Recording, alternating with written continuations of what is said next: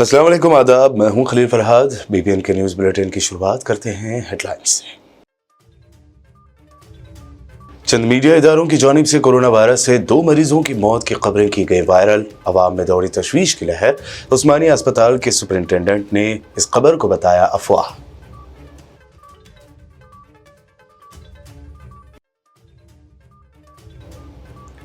नए साल का जश्न जोश व खरोश से मनाने की तैयारी कर रही है तेलंगाना हुकूमत। 1 जनवरी को पब्लिक हॉलीडे, 31 दिसंबर की रात 1 बजे तक दुकानें खुली रखने की मशरूत इजाजत।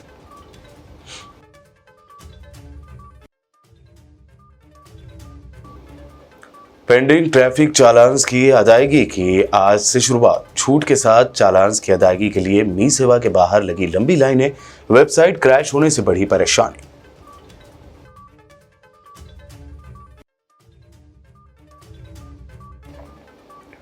सीएम रेवंत रेड्डी ने किया वाज़ेह, कांग्रेस हुकूमत तेलंगाना में इंडस्ट्रियल तरक्की के लिए है पाबंद अहद। फॉक्सकॉन के वफद ने की रेवंत रेड्डी से मुलाकात।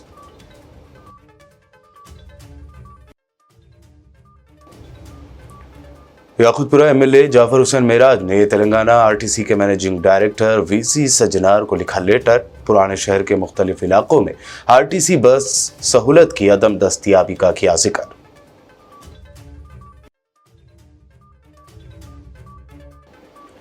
और Bahadurpura crime team south zone का कारनामा, 5 घंटों में मासूम बच्ची की किडनैपिंग का केस किया हल। 2 खवातीन को किया गिरफ्तार।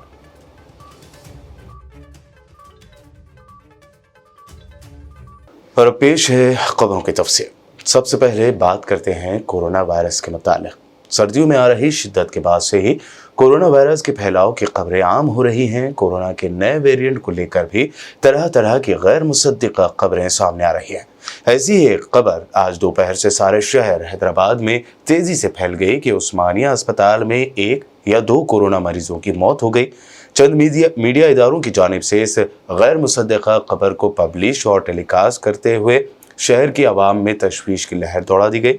दूसरी जानिब तेजी से वायरल हो रही इस खबर को उस्मानिया जनरल हॉस्पिटल के जिम्मेदारान ने मुस्तरद कर दिया और इसे एक अफवाह करार दिया। हॉस्पिटल के सुपरिंटेंडेंट डॉक्टर बी नागेंद्र ने बताया कि अस्पताल में कोविड से मौत का कोई रिकॉर्ड नहीं है। फिलहाल अस्पताल में 3 कोविड के पेशेंट्स का इलाज किया जा रहा है और तमाम तीनों मरीज की हालात मुस्तहकम है। कोरोना के नए वेरिएंट और कोरोना के फैलाव को लेकर हमारे नुमाइंदे जमील अहमद ने government general and chest hospital Erragadda के सुपरिंटेंडेंट डॉक्टर महबूब खान से खुसूसी बातचीत की। सब बताइए, ये 2019 से जो कोरोना हमारे देश में, सारी दुनिया में एक शिद्दत लेकर हमारे बीच में आया था, उसके बाद अपने हर वक्त अपनी नई नई शक्ल लेके हमारे दरमियान में आ रहा है। तो अब 2023 में JN1 करके जो वायरस आया है, ये वायरस किस तरीके का वायरस है, इसके बारे में कुछ बताएं। सही बोले। अस्सलाम वालेकुम। ये जो कोरोना है 2019 में आया था, जब से लगातार अब तक ये 4th वेव बोलते इसको, चौथा, और ये शक्ल बदल के ये रिसेंटली बोले तो 1 महीना हुआ केरला आके उसका JN1 बोल के समझ रहे अपन लोग। सो इसका ओमिक्रॉन बोल के 3rd वेव में आया था, उसका वेरिएंट उसका शक्ल है ये। जैसा ये कोरोना वायरस बढ़ते रहता, जैसा साल गुजरते रहते, इसका पावर जो कम होता, इसके लिए ये JN वेरिएंट जो है फैल रहा केरला, तमिलनाडु, महाराष्ट्र, गुजरात, उत्तर प्रदेश में, थोड़ा उतना डेंजर तो नहीं है। तो इसका हैसियत क्या है बोले तो ये स्प्रेड होना, स्पीड से स्प्रेड होता। सो आदमी से आदमी को जल्दी से जल्दी इन्फेक्ट होने का गुंजाइश है। उसके लिए हम लोग का पूरा गवर्नमेंट हॉस्पिटल्स तैयारी है। उसके लिए हम लोग का पूरा मॉक ड्रिल बोल के रहता, वो करके हम लोग का पूरा तैयारी है। सब देखने में ये आया, मतलब 14 महीने की बच्ची को भी ये अफेक्ट करा, तो मतलब ये क्या पहले से कुछ इसके सिम्टम्स थे या कुछ ऐसा था जो 14 महीने की बच्ची को ये अफेक्ट करा? ये इसका ऐसे तो ऐसा है, ये छोटे लोगों को और बुजुर्ग लोगों को इन्फेक्ट करने का कैरेक्टर है इसका। तेलंगाना हुकूमत नए साल का जश्न जोश व खरोश से मनाने की तैयारी कर रही है। इस ज़िम्न में तेलंगाना हुकूमत ने 1 जनवरी को आम तातील यानी पब्लिक हॉलीडे का ऐलान किया है। ज़राए के मुताबिक 31 दिसंबर को रात 1 बजे तक नए साल का जश्न मनाने की इजाज़त होगी।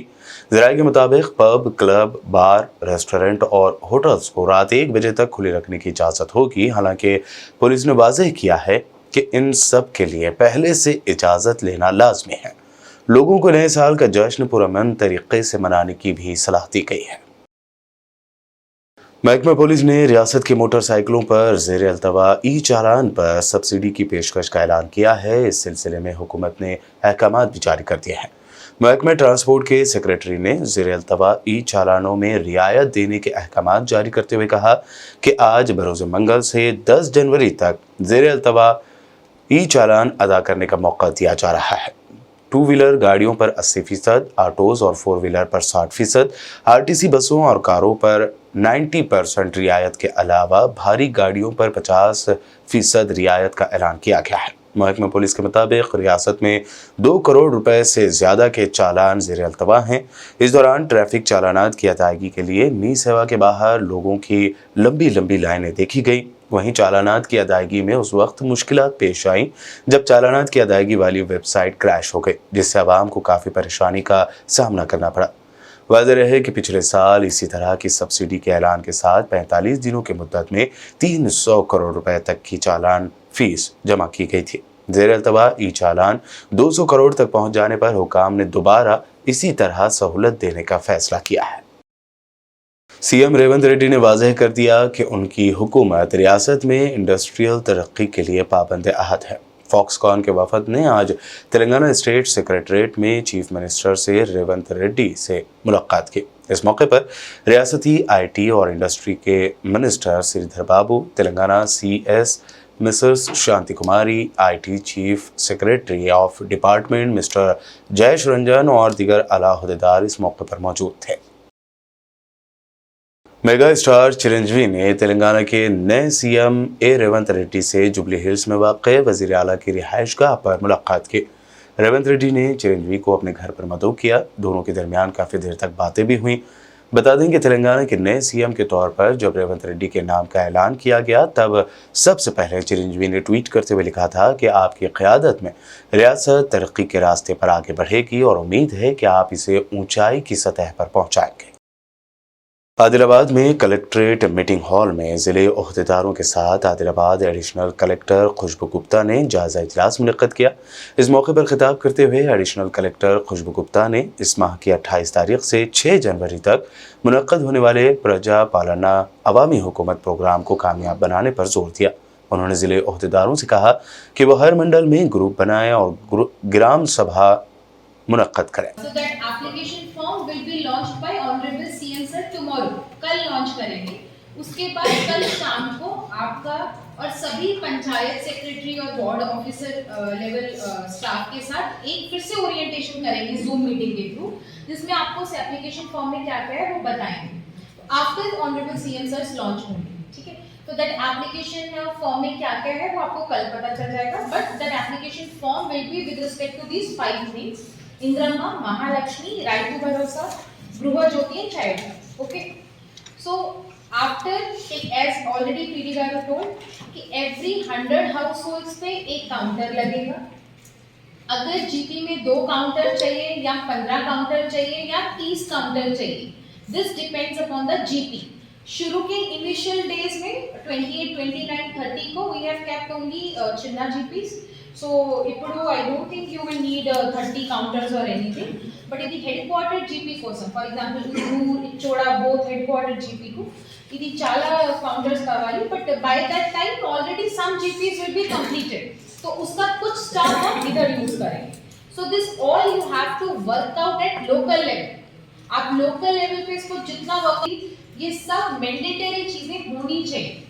ये नहीं कि आप लोग 30 लोग लाइन में वेट कर रहे हैं, क्लियर नहीं हो रहा है, जो भी है वाटर की फैसिलिटी, ये सब नहीं होना चाहिए। आप जीपी ऑफिस में कर रहे हो, आप राइट टू वेदिका में कर रहे हो या मल्टीपल उस पे कर रहे हो।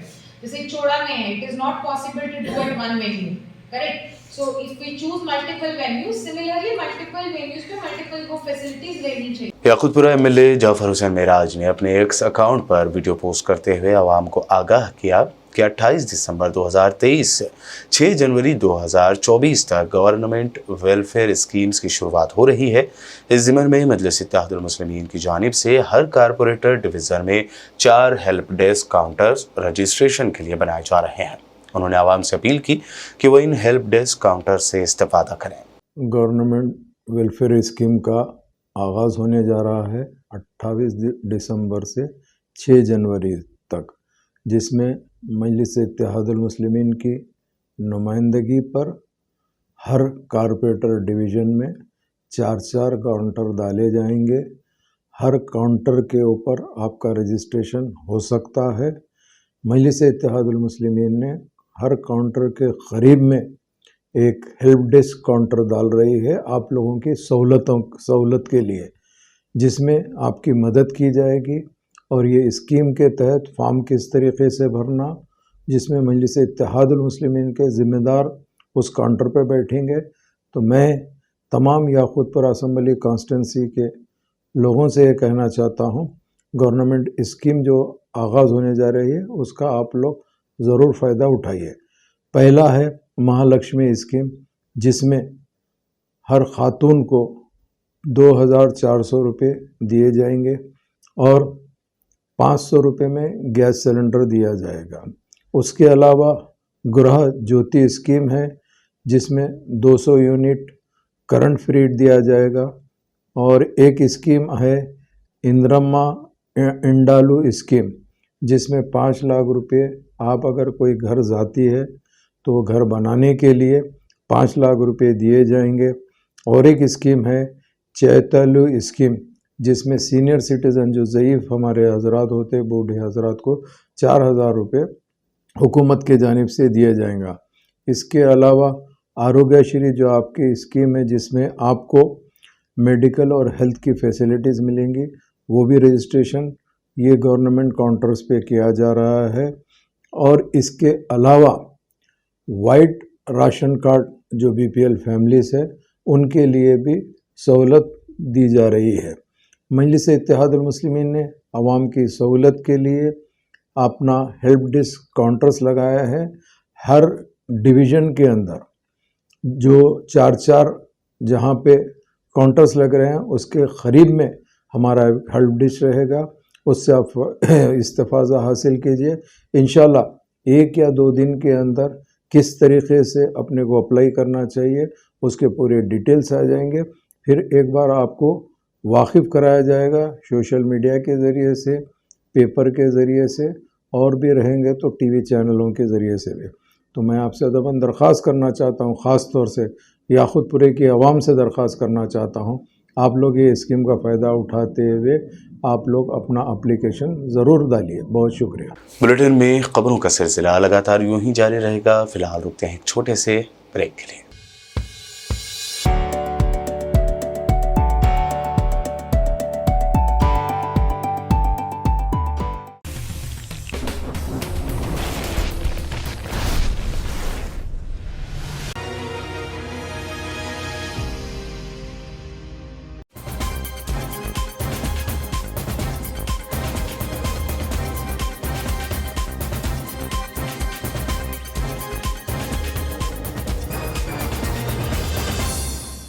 ब्रेक के बाद आगे बढ़ते हैं और अब देखते हैं मज़ीद अहम खबरें।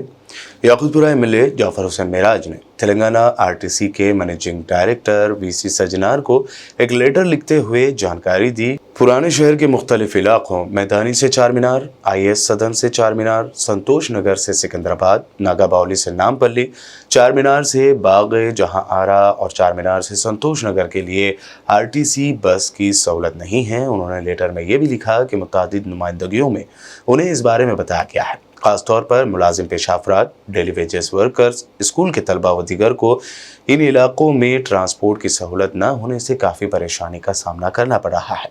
उन्होंने दरख्वास्त की कि बताए गए इन इलाकों में कम अज़ कम मिनी बस सर्विस फौरी तौर पर शुरू की जाए। रियासती वजीर ट्रांसपोर्ट पूनम प्रभाकर ने आरमूर टाउन के आरटीसी बस स्टैंड का दौरा किया। इस मौके पर उन्होंने मीडिया नुमाइंदों से बात करते हुए कहा कि सोनिया गांधी की सालगिरह के मौके पर कांग्रेस हुकूमत की तरफ से मुतारिफ कराई गई खवातीन के लिए मुफ्त बस सफ़र की स्कीम का खवातीन खुशी से इस्तेमाल कर रही हैं। वजीर ट्रांसपोर्ट पूनम प्रभाकर ने आरमूर टाउन के बस स्टैंड पर खवातीन से फ्री बस सर्विस स्कीम के बारे में बातचीत भी की। 6వ తారీఖు వరకు మీ గ్రామాల్లో అధికారులు వస్తా ఉన్నారు. దయచేసి అది గ్యాస్ సబ్సిడీ కావచ్చు, ఇల్లు కావచ్చు, మహాలక్ష్మి కింద 2500 కావచ్చు, ఉచిత విద్యుత్ 200 రూపాయలు కావచ్చు, పెన్షన్ కావచ్చు, వాటన్నిటికి సంబంధించి ఆ అప్లికేషన్ లో ఫార్మేట్ ఉంటుంది. అవన్నీ కూడా మీరు నింపియమని యావత్ తెలంగాణ ప్రజానికానికి కాంగ్రెస్ ప్రభుత్వం కోరుతా ఉంది.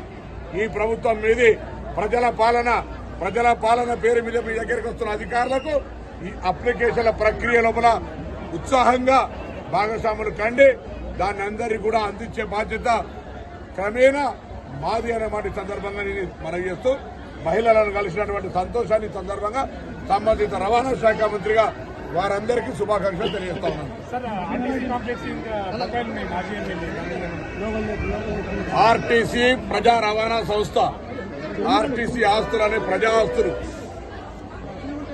కాంగ్రెస్ ప్రభుత్వం ఒకటే హెచ్చరిక చేస్తా ఉంది. ఎక్కడెక్కడైతే ఆస్తులను ఆక్రమించుకున్న, ఆస్తులను ఇల్లీగల్ వాడుకుంటున్నా, చట్టరీత్యా వ్యతిరేకంగా ఆస్తుల మీద కన్నేసిన, గతంలో లీజుకు తీసుకున్న వాటన్నిటిని కూడా రివ్యూ చేసి అవసరమైతే చట్టపరంగా చట్టరీత్యా అన్ని చర్యలు తీసుకొని వాటన్నిటిని ఆర్టీసీకి చెందేలాగా చూస్తాం.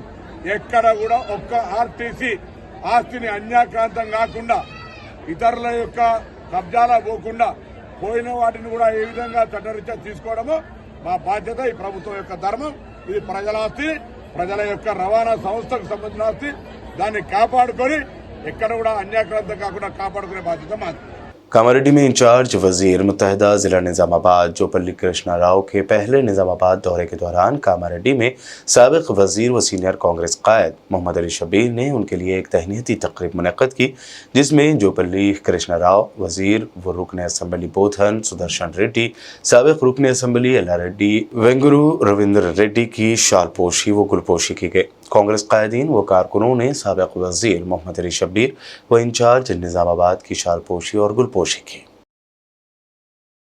जुबली हिल्स एमएलए मंगटी गोपीनाथ ने एमएलए कैंप ऑफिस में नए साल के कैलेंडर का इफ्तिताह अंजाम दिया। Division president D Sanjeeva, Erragadda division in charge Shaik Javed और बीआरएस पार्टी लीडर और कारकुनान इस मौके पर मौजूद थे।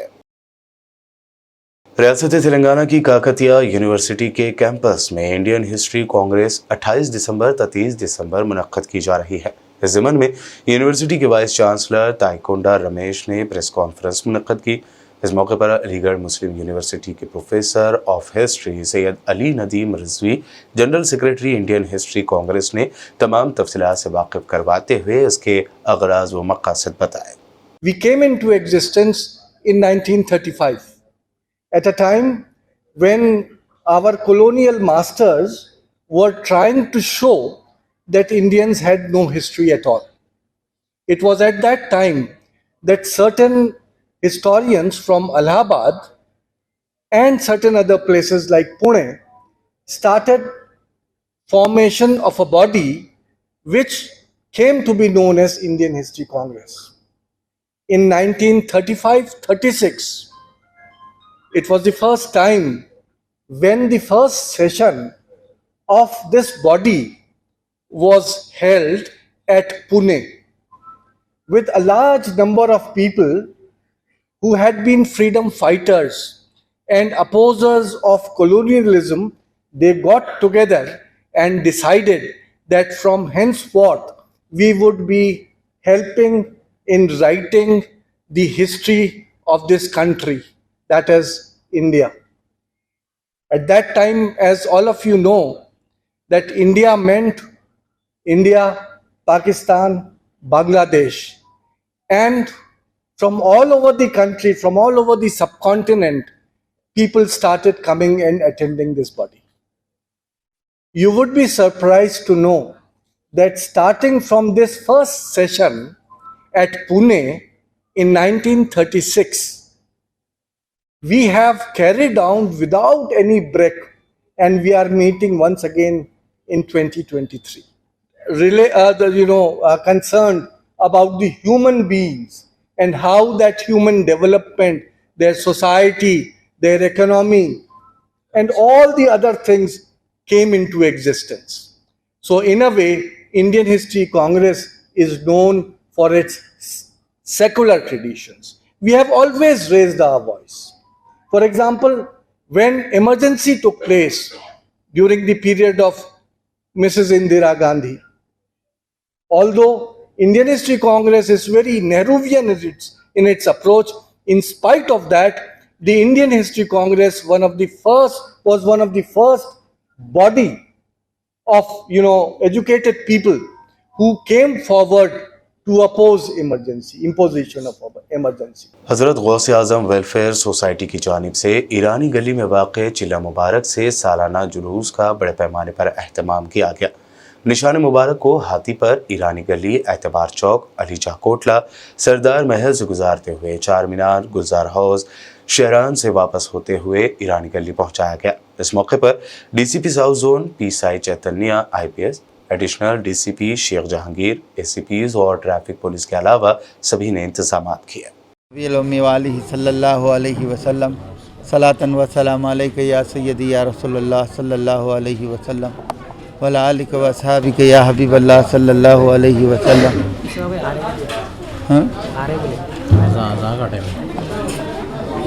या खुतुब या गौस आज़म या वली रोशन ज़मीर, बंदाम दरमानदाम जस्तो नदारम दस्तगीर, बरदर दरगाह वाला साइलम आय आफ्ताब, खातिर नाशाद राकुन शादिया पीरान पीर, अलमदद या गौस आज़म दस्तगीर रज़ी अल्लाह ताला अन्हु। आज बरोज़ पीर मंडे 25 दिसंबर 2023 हुजूर पीरान पीर गौस आज़म दस्तगीर रज़ी अल्लाह ताला अन्हु का नशान मुबारक का जुलूस छिल्ला मुबारक ईरानी गली से, ख़दीम छिल्ला मुबारक ईरानी गली से हाथी पे बरामद होगा और कुछ ही देर में सरकार का जुलूस पाक हाथी पे बरामद होगा। ये जुलूस ईरानी गली छिल्ले मुबारक से हाथी पर बरामद होकर नशान मुबारक हुजूर गौस पाक का हाथी पे बरामद होकर बराह पंजशाह, एतबार चौक चौराहा से होता हुआ, अलीजा कोटला चौराहा से होता हुआ, चौक मैदान खां, जीएचएमसी सरदार महल से होता हुआ तारीख़ी चार मीनार पहुँचेगा। तारीख़ी चार मीनार से वापस नशान मुबारक का ये नूरानी जुलूस जल्दी ही बंडलागुड़ा पुलिस की जानिब से बंडलागुड़ा पुलिस इंस्पेक्टर की क़ियादत में ऑटो ड्राइवर्स, ऑटो ओनर्स और ऑटो यूनियन का एक इजलास मुनक्कद हुआ। इस इजलास में बंडलागुड़ा पुलिस स्टेशन के सब इंस्पेक्टर्स व स्टाफ के अलावा ऑटो ड्राइवर्स, ऑटो ओनर्स और ऑटो यूनियन के जिम्मेदारान मौजूद थे। इजलास में ऑटो ड्राइवर्स पर इस बात को लेकर भी जोर दिया गया कि वह हालत नशे में ऑटो ना चलाएं। साथ ही मुजरिमाना सरगर्मी में मुलविस किसी भी शख्स के बारे में फौरी तौर पर पुलिस को जानकारी दें। बंडलागुड़ा पुलिस इंस्पेक्टर ने मीडिया नुमाइंदों से बात करते हुए मज़ीद तफसीलात से वाकिफ करवाया। आज बंडलागुड़ा पुलिस की तरफ से मैं बंडलागुड़ा इंस्पेक्टर एंड हमारे कलीग्स एसआईस एंड स्टाफ मिलकर यहाँ Mezban function hall Bandlaguda auto drivers and auto owners and auto union वालों से एक मीटिंग कंडक्ट किया है। इस मीटिंग में इस मीटिंग का यही मकसद है कि कल रात एक किडनैप केस रजिस्टर हुआ है बंडलागुड़ा पुलिस स्टेशन लिमिट्स में। एक 10th क्लास स्टूडेंट लड़की केशवगिरी चौरस्ते पे ऑटो हायर करने के टुवर्ड्स एर्राकुंटा जाने के लिए ऑटो हायर किया, तो बीच में दरमियान में ऑटो ड्राइवर कुछ स्प्रे आँखों में अप्लाई करके वहीं छोड़ के चले गए। उसके दौरान हमारे पास एक किडनैप केस रजिस्टर हुआ। उसी सिलसिले में आज सभी ऑटो ड्राइवर्स, ऑटो ओनर्स को और यूनियन वालों से इस सिलसिले में मीटिंग कंडक्ट किया गया है। हम ऑटो ड्राइवर्स को और यूनियन वालों को मीडिया के थ्रू यही अपील करते हैं कि आप सब रात दिन मेहनत करते हैं रोड पे, और इसमें ज़्यादा तादाद में अच्छे लोग रहते हैं, और एक दो ऐसा करने के वजह से सभी ऑटो वालों के ऊपर एक इम्प्रेशन फॉर्म होता है। उसके लिए ऑटो यूनियन वालों की और ऑटो ओनर्स की सभी की जिम्मेदारी है कि ऐसा काम करने वालों पे नज़र रखें, और ऐसा काम करने वालों को आप लोग ऑटो ड्राइविंग के लिए अलाउ ना करें। और इसी के साथ साथ कई लोग ऐसे क्रिमिनल एक्टिविटीज़ करने से पहले कई लोग नशा लेते हैं, और दारू या कई ड्रग्स गांजा वगैरह लेने के बाद ही ऐसा काम करने का चांस रहता है। अगर कोई ऐसा करें, वो भी हम लोगों को आप लोग इंटीमेशन देने के लिए हम ऑटो यूनियन वालों को रिक्वेस्ट करते हैं। और इसी के साथ साथ अगर कोई ऐसे क्रिमिनल एक्टिविटी में अगर इन्वॉल्व है तो कानून का काम तो कानून करेंगे और स्ट्रिक्ट रहेगा। और उन लोगों के ऊपर पीडी एक्ट भी अगर हुआ तो पीडी एक्ट भी इनिशिएट करेंगे, और इसी के साथ साथ उन लोगों पर शीट्स भी ओपन करेंगे। इसलिए आप सभी से, ऑटो ओनर्स और ड्राइवर्स को और सभी लोगों को, आप सभी को हमारा अपील है और रिक्वेस्ट है कि आप सभी लोग अच्छे तरीके से आपका प्रोफेशन निभाएं और अपने फैमिली के लिए, आपके भलाई के लिए, आपके फैमिली के भलाई के लिए काम करें। तो कल जो इंसिडेंट हुआ है उसको अगर वो जो पकड़े गए उन लोग या नहीं?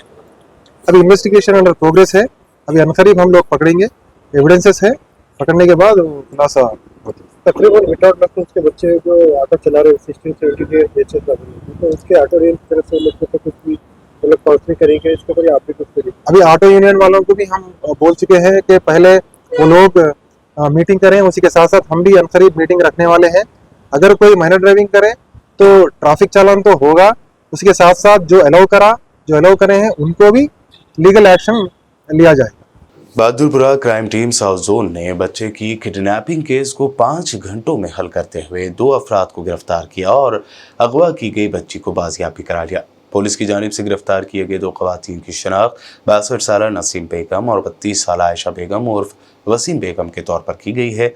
बता दें कि किशनबाग पार्क से 1.5 साल बच्ची को कल 25 दिसंबर दोपहर 3 बजे अगवा कर लिया गया था। सबका आदाब। कल एक किडनैप केस को सक्सेसफुली बहादुरपुरा पुलिस ने ट्रेस किया। कल अराउंड 3 o'clock शाम दोपहर का 3 बजे के आसपास किशनबाग पार्क से एक 1.5 साल की बच्ची को किडनैप किया गया, और हमारा जैसे कंप्लेंट आया तकरीबन 7 बजे के आसपास कंप्लेंट आया, तो पूरा टीम्स बन के टोटल 4 टीम्स बना के 3 टीम्स बना के पूरा 100 से ज़्यादा सीसी कैमरा चेक करके हम लोग उनको ट्रेस करके जो किडनैप किया, और जो बच्ची को दोनों को विदिन 5 घंटे के अंदर ही हम लोग उनको बच्ची को सेव कर पाया और उनको पेरेंट्स को हैंड ओवर किया। डिटेल्स पे जाएंगे तो एक्चुअली कल शाम को 3 बजे के आसपास बच्ची का जो फैमिली है सभी लोग पार्क पे आए थे, किशनबाग पार्क पे। तो जो टिकट्स खरीदने गए थे तो बच्ची बाहर उनके ग्रुप से बाहर आ गए, तो अक्यूज जो है नसीम बेगम, ये भी किशनबाग के रहने वाले महमूद नगर की, तो उनका जो बच्चों पे एक बेटी है आयशा बेगम सबसे बड़ी है, जिनका कोई बच्चा नहीं है। तो ये जो विक्टिम बच्चे को चुरा के किडनैप करके बस आयशा बेगम को देने का प्लान पे था, और वैसे ही वो कल ये जो विक्टिम को पास कोई नहीं था तो देख के वो 1.5 साल की बच्ची को किडनैप कर लिया नसीम बेगम ने, और गलियों से फिरते हुए अपने जो बड़ी बेटी है आयशा बेगम को देने के लिए गए थे। आयशा बेगम को हैंडओवर भी किया था। तो ये सारी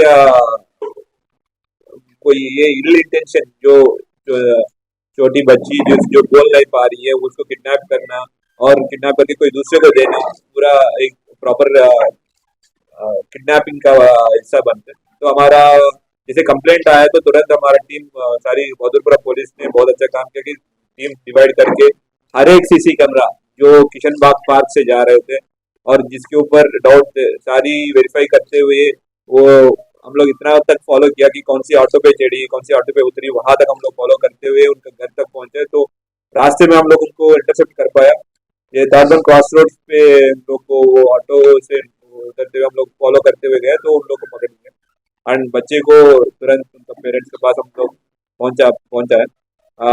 ये सारी ऑपरेशन जो है सुधाकर एसीपी फलकनामा के ये सुपरविजन पे हुआ था और इंस्पेक्टर श्रीशैलम DI बहादुरपुरा और SS श्रीकांत भिक्षम मल्ला रेड्डी नर्मदा सभी लोग मेहनत किया और क्राइम टीम बहादुरपुरा का क्राइम टीम था और फलकनामा का काला पत्थर का क्राइम टीम सभी लोग इसमें पार्टिसिपेट किया। सभी लोगों को हम बधाई देता हूँ क्योंकि इतना अच्छा काम है। एक आजाद बच्ची, एक छोटी बच्ची, मासूम बच्ची को उन लोग ने रेस्क्यू करके फिर अपना माँ बाप के पास पहुंचा है, तो उसके लिए हम सभी लोग को अप्रिसिएशन भी दे रहे हैं साथ साथ कैश रिवॉर्ड भी दे रहे हैं। छतरी नाका पुलिस स्टेशन लिमिट्स में पेश आए एक अफसोसनाक वाक़े में एक तेज़ रफ्तार कार की टक्कर से मजदूर पेशा 40 साला शख्स की मौके पर ही मौत हो गई। मुतवफ़ी शख्स की शिनाख्त ख्वाजा के तौर पर हुई है जो अलमारी का काम किया करते थे। मुतवफ़ी के रिश्तेदारों ने मीडिया से बात करते हुए इस बारे में तफसील बताई। नाम क्या है साहब का? आजा भाई छोड़ बड़े भाई हमारे जी। क्या काम करते साहब? हमारे काम करते थे। बच्चे हैं इनको शादी बच्चे शादी की बच्ची, एक छोटा बच्चा है। कितने साल हुआ शादी हो गया? 20-25 साल होगा। क्या हुआ बोले? कैसा हुआ? कैसा हुआ? हाँ, आप लोग क्या टाइम पे मालूम हुआ? अभी एक आधा घंटा पहले मालूम हम लोग। कौन मारे बोल के बोल रहे हैं? कौन मारे कि नहीं मालूम, हम लोग कभी आते भी ये सो रहा। हाँ, किसी कार से मारे, किसी मारे नहीं मालूम।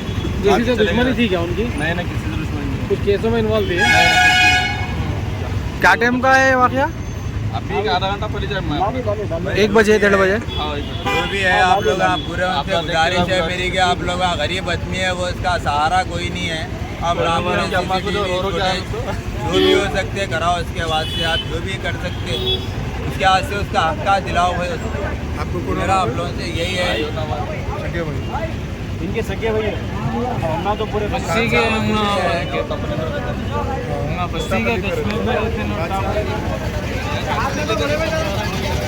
और अब आखिर में हेडलाइंस पर डालते हैं एक और नजर। चंद मीडिया इदारों की जानिब से कोरोना वायरस से 2 मरीजों की मौत की खबरें की गई वायरल। अवाम में दौड़ी तशवीश की लहर। उस्मानिया अस्पताल के सुपरिंटेंडेंट ने इस खबर को बताया अफवाह।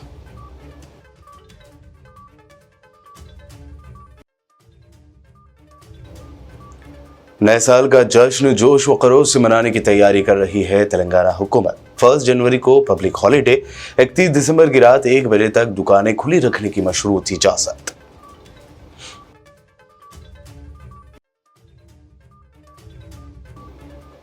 पेंडिंग ट्रैफिक चालान्स की अदायगी की आज से शुरुआत। छूट के साथ चालान्स की अदायगी के लिए मी सेवा के बाहर लगी लंबी लाइनें, वेबसाइट क्रैश होने से बढ़ी परेशानी।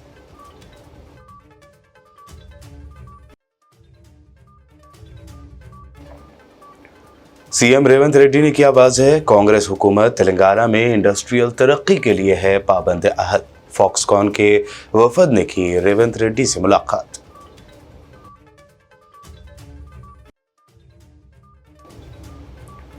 याकुतपुरा MLA जाफर हुसैन मेराज ने तेलंगाना RTC के मैनेजिंग डायरेक्टर VC सज्जनार को लिखा लेटर। पुराने शहर के मुख्तलिफ इलाकों में RTC बस सहूलत की अदम दस्तयाबी का किया जिक्र।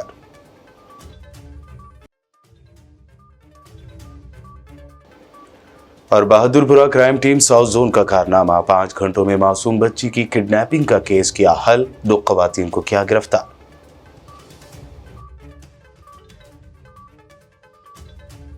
PBN न्यूज बुलेटिन में फिलहाल के लिए इतना ही। दिलचस्प प्रोग्राम्स और दीगर ताज़ा तरीन अपडेट्स के लिए देखते रहिए PBN चैनल।